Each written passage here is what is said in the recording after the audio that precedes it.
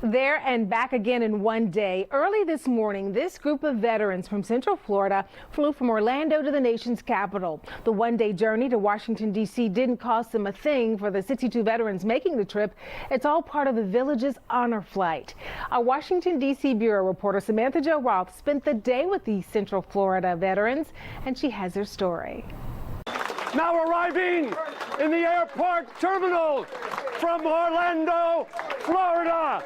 In Terminal B of Baltimore Washington International, this is how the 62 veterans on the village's honor flight were welcomed to the nation's capital. Welcome home, welcome home. Perfect strangers standing in line for hugs and handshakes. It surprised me very much. I didn't expect it.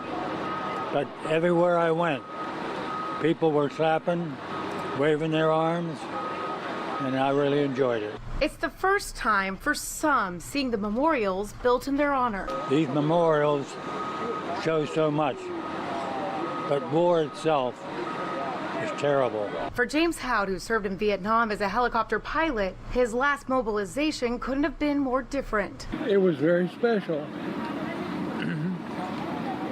Not at all like what it was when I came back at the end of my first two tours.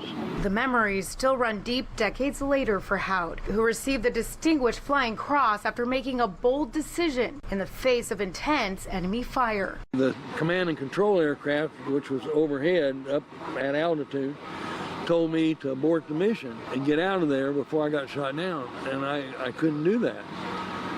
So I told them, no, I've got 7 guys trying to get on this aircraft. I'll leave when I get them all on board. The journey, a poignant reminder of those lost on the battlefield. And a number of my friends who went there didn't make it home. And several others came home severely wounded. I think of them.